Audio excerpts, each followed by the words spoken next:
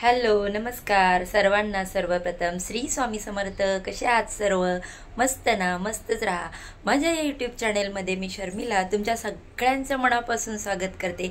आजचा दिवस तुम्हाला खूप छान सुखाचा, समाधानाचा आणि भरभराटीचा जाओ ही स्वामींच्या चरणी प्रार्थना करते आणि आपल्या या आजच्या नवीन व्हिडिओला सुरुवात करते। तर बघा, सकाळचे 8:30 वाजलेले आहेत। माझी जी सकाळची सगळी कामं आहेत ती झालेली आहेत। अगदी स्वयंपाकापासून सर्व काही माझं काम आवरलेलं आहे, कारण सकाळीच मुलं शाळेत जातात 6:45ला, तर त्याच्यामुळे त्यांचा टिफिन, मिस्टरांचा टिफिन, ही सगळी कामं आवरलेली आहेत। आणि आता त्यानंतर आपली आजची शुक्रवारची जी पूजा असते ती मी तुमच्यासोबत शेअर करणार आहे। बघा, मी इकडे तुम्हाला टायमिंग दाखवते आहे। सकाळचे 8:30 वाजलेले आहेत। त्याच्यानंतर इकडे असं बाहेरचं वातावरण एवढं सुंदर आणि छान वाटतं सकाळी सकाळी। आणि बघा, जेवढं आपण लवकर उठू ना तेवढं काम देखील आपलं लवकर होतं आणि काम करायला आपल्याला उत्स्फूर्तता सुद्धा चांगली मिळते। तर असं आमच्या घराच्या समोर स्कूल आहे आणि स्कूलचं हे बाजूला छोटंसं एक ग्राउंड आहे। तर बघा, मी तुमच्यासोबत हे थोडंफार शेअर केलं आहे माझ्या घराच्या बाहेरचा परिसर। आणि या काही झाडं जी आहेत, मला झाडांची फार आवड आहे, पण जागेच्या अभावी मला नाही जास्त झाडं लावता येत। पण तरी पण त्यातल्या त्यात मी असे जी सिलेक्टेड प्लांट आहेत ते इकडे मी लावलेले आहेत। तर कधीतरी मी तुम्हाला त्याची पूर्ण माहितीचा व्हिडिओ अपलोड करेनच। बघा, सकाळी सकाळी असे सुंदर झाडं, त्यांच्यासोबत असं त्यांना लहान मुलांसारखं कुरवाळणं, पाणी घालणं, त्यांची काळजी घेणं खरंच खूप असं आल्हाददायी आणि खूप पॉझिटिव्हपणा वाटतो त्याच्यामुळे। तर आपल्या अंगणात थोडी का होईना, 1-2 का होईना, पण झाडंही असावी। तुळशीचं रोप तर सगळ्यांच्याच अंगणामध्ये असतं, पण अशी छोटी छोटी ज्यांना जागेचा अभावी झाडं लावता येत नाहीत त्यांनी अशी छोटी छोटी झाडं लावावीत। तर बघा, आता इथे पुढे मी माझं सगळं जेवण जे झालं आहे ते तुमच्यासोबत शेअर केलं।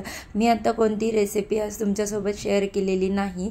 मी इकडे वाटाण्याची पातळ आमटी केलेली आहे, त्यानंतर चण्याची सुक्की भाजी, भात, त्यानंतर चपाती, असं माझं सर्व जेवण तयार झालेलं आहे।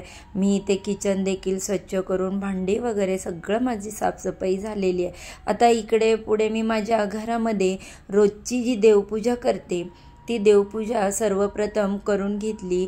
बघा, आज एकादशी सुद्धा आहे, त्यामुळे मी भगवान श्री हरी विष्णू आणि माता लक्ष्मी यांची देखील पूजा केली। त्याचबरोबर आज शुक्रवार असल्यामुळे मंगळवारी किंवा शुक्रवारी तुम्ही तुमच्या देवघरामध्ये जो मंगल कलशाची स्थापना केलेली आहे त्या कलशामधलं पाणी बदलायचं। तसं तर रोजच पाणी बदलायचं असतं, पण बघा, ज्या वर्किंग वुमन आहेत किंवा ज्यांच्या घरी लहान बाळं आहेत त्यांना असं रोजचं रोज जर देवपूजा जमत नसेल तर त्यांनी मंगळवार किंवा शुक्रवार असं मंगल कलशाची पूजा केली तरी देखील चालेल। बघा, प्रत्येकाच्या घरामध्ये देवाऱ्यामध्ये मंगल कलश हा खूप आवश्यक आहे। असं म्हटलं जातं की हा मंगल कलश जेव्हा आपण कुलदेवीच्या नावाने पूजतो घरामध्ये, त्यावेळेस आपल्या पूर्ण घराची जबाबदारी जी असते ती या कलशावर असते। आणि आपल्या घरावरती जर काही असं वाईट संकट आलं तर ते या नारळावरती जातं, हा नारळ तडकला जातो। तर बघा, इथे मी आता मंगल कलशाची स्थापना करते। स्थापना तर अगोदरच केलेली आहे, पण पूजा करते। तर मंगळवारी किंवा शुक्रवारी तुम्हाला जमेल त्या वारी तुम्ही अशी मंगल कलशाची जी पूजा आहे ती करायची। त्याच्यामध्ये नागवेलीची जी 5 पानं आहेत ती घालायची। याच्यामागे एक शास्त्रीय कारण देखील सांगितलं जातं। नागवेलीची पानं ही थंड असतात, त्यामुळे या नारळाला थंडावा मिळतो आणि त्याला उगवण्यास देखील मदत होते। त्यामुळे नागवेलीची पानं ही अशी कलशाला लावावीत। आता कलशाची हळदी कुंकू लावून मी इकडे पूजा करून घेते।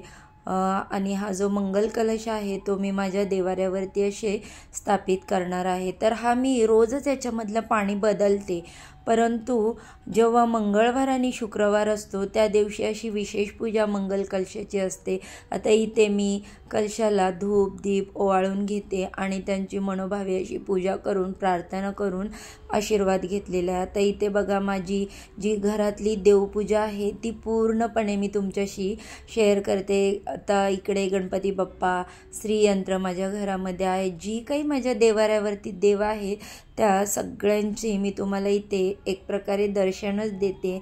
बघा, कोणतेही देव असो, माझ्या घरातले असो, तुमच्या घरातले असो, इष्टदेवता असो, ग्रामदेवता असो किंवा कुलदेवता असो किंवा गुरुदेवता असो, आपल्याला आयुष्यामध्ये पुढे जाण्यासाठी किंवा आयुष्यामध्ये अडचणींना तोंड देण्यासाठी जी आशीर्वाद असतात ते ह्या देवतांचेच असतात. त्यामुळे या देवतांना कधीही विसरता कामा नये.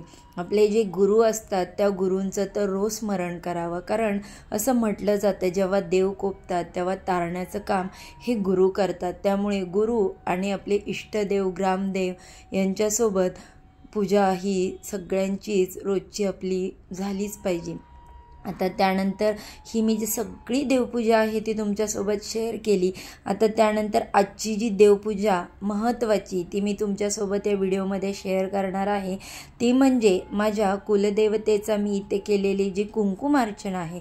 तुम्ही म्हणाल आज कुंकुमार्चन, हो, तुम्ही शुक्रवार मंगळवार कधीही आपल्या कुलदेवतेच्या टाकावर कुंकुमार्चन करू शकता. पण आज मी कुंकुमार्चन करण्यामागचं एक कारण देखील आहे. बघा, तुम्हाला माहीत आहे की नाही हे मला माहिती नाही, पण चैत्र नवरात्र हा खूप गाजावाजात असतो.